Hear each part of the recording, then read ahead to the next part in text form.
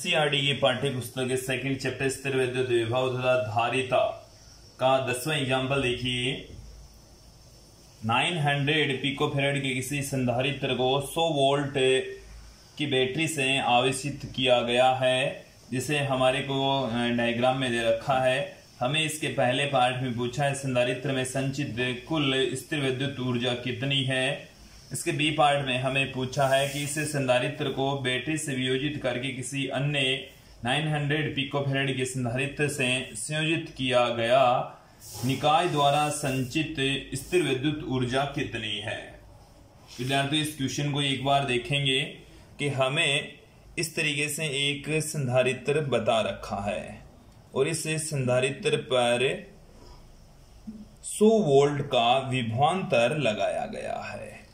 कितना वोल्टेज लगाया गया है? 100 वोल्ट का विभवांतर लगाया गया है। तो इसके दोनों प्लेटों के ऊपर आवेश आ जाता है। एक प्लेट के ऊपर प्लस में Q, दूसरे पर माइनस में Q चार्ज आ जाता है। संधारित्र की जो धारिता है, इस संधारित्र की जो धारिता है इसको मैं C1 से कह दूं 900 पिकोफैरेड दे रखी है। क्लियर? अब यहां से आप देखेंगे कि हमें इस क्वेश्चन के पहले पार्ट में पूछा है कि संधारित्र में संचित कुल स्थिर विद्युत ऊर्जा कितनी है। इसके अंदर संचित स्थिर विद्युत ऊर्जा पूछी है। तो किसी संधारित्र में संचित ऊर्जा का फॉर्मूला हमने पढ़ लिया है। संधारित्र में संचित ऊर्जा कितनी होती है? संधारित्र में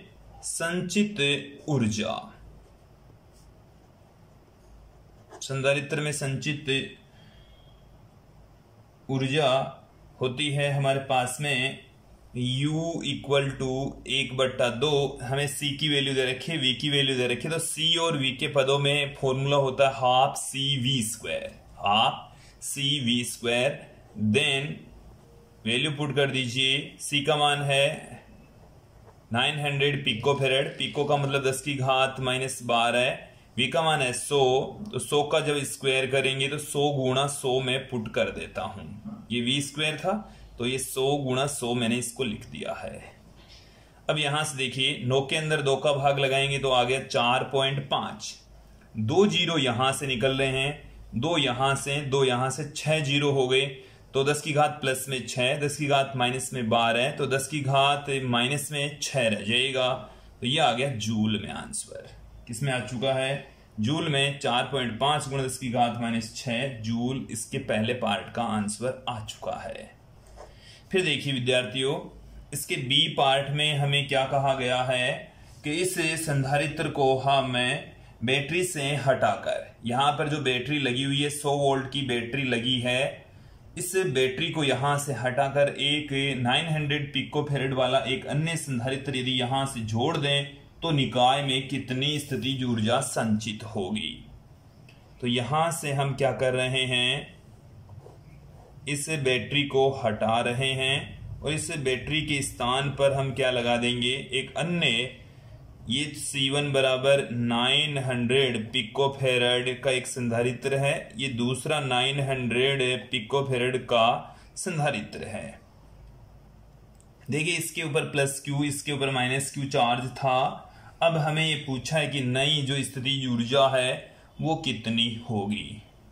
विद्यार्थियों, हम प्रत्येक संधारित्र के अंदर संचित ऊर्जा यहां पर ज्ञात कर लेंगे। तो देखिए C1 के अंदर कितनी ऊर्जा संचित होगी, फिर C2 के अंदर कितनी ऊर्जा संचित होगी और उनको हम जोड़ देंगे।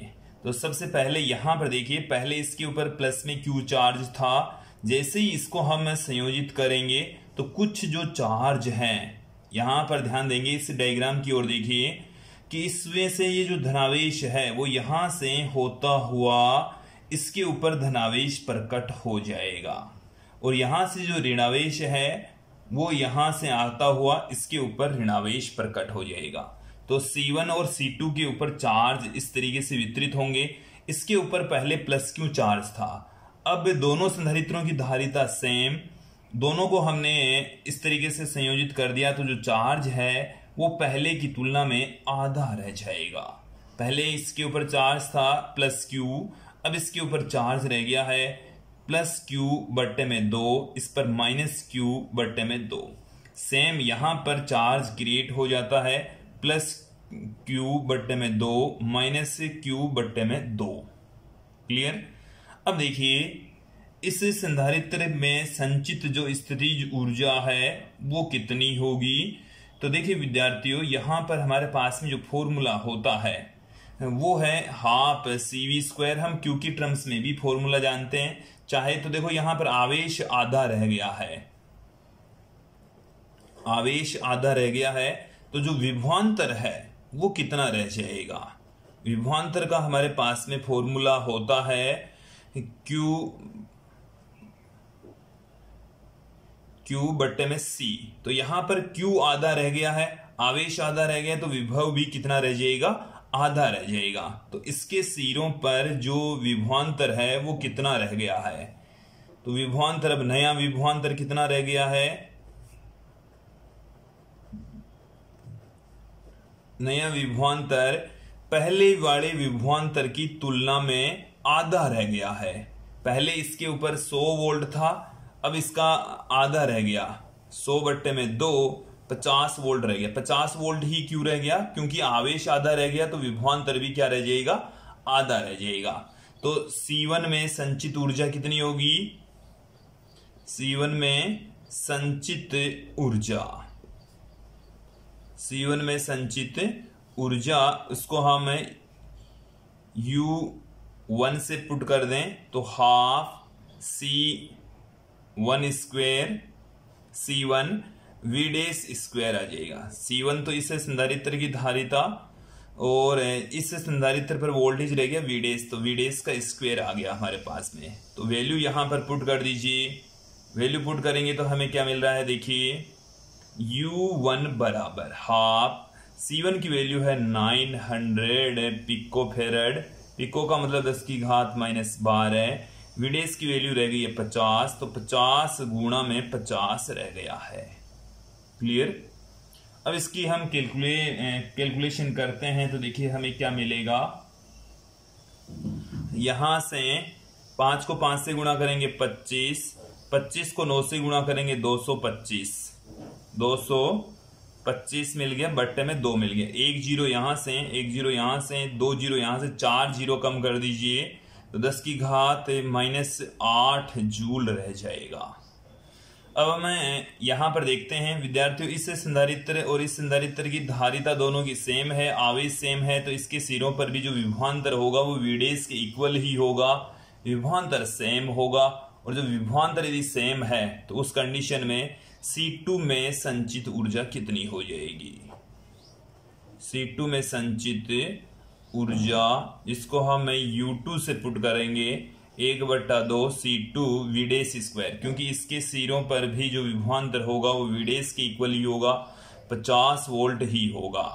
देन U2 बराबर हाफ, C2 की वैल्यू हमारे पास में फिर से 900 पिको फेरड ही है, V डैश की वैल्यू भी वही 50 ही है। और जब इसकी हम कैलकुलेशन करेंगे तो सेम वैल्यू हमें प्राप्त होने वाली है। सेम है क्योंकि ये रिजल्ट और ये रिजल्ट सेम ही आएगा। अब देखिए निकाय की कुल ऊर्जा, निकाय की कुल ऊर्जा, कुल ऊर्जा इन दोनों का एडिशन कर दीजिए तो U1 प्लस U2 तो 225 बट्टे में 2 गुणा 10 की घात -8 प्लस 225 बट्टे में 2 गुणा 10 की घात -8। और जब यहां से हम इसकी कैलकुलेशन करेंगे तो हमारे पास में आ गया है U डैश बराबर 2 टाइम्स हो जाएगा तो ये 2 कट जाएगा, 225 गुणा 10 की घात -8, इसे हम 2.25 गुणा 10 की घात -6 जूल पुट कर सकते हैं। अब विद्यार्थी एक इस रिजल्ट को आप ध्यान में रखेंगे 2.25, और यहां पर जो वैल्यू आई थी शुरू में जो संधारित्र था उसमें संचित ऊर्जा इतनी थी, अब ऊर्जा रह गई इसकी आधी। तो इन प्लेटों के मध्य, दोनों निकायों के मध्य जो ऊर्जा संचित है वो हमारे पास में है 2.25 गुणा 10 की घात -6 जूल, जबकि इस संधारित्र के अंदर जो संचित ऊर्जा है वो हमारे पास में है 4.5 गुणा उसकी घात -6 जूल। तो दोनों में डिफरेंस आ गया है।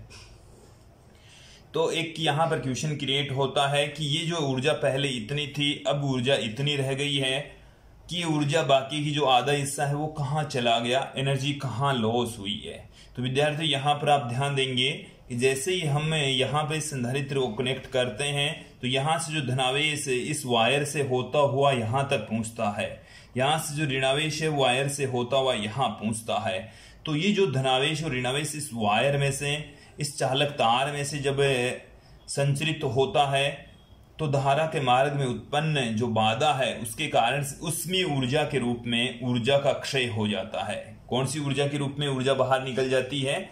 उसमें ऊर्जा के रूप में ऊर्जा का उत्सर्जन हो जाता है। जो H बराबर I²RT वाला जो फॉर्मूला है, इसके अकॉर्डिंग ऊर्जा का उत्सर्जन हो जाता है। इस सर्किट में आवेश जब प्रवाहित होते हैं तो धारा प्रवाहित होती है। इस वायर के प्रतिरोध के कारण से उसमें ऊर्जा के रूप में ऊर्जा हानि हो जाती है, उष्मा का क्षय हो जाता है। तो ये था 10वां एग्जाम्पल।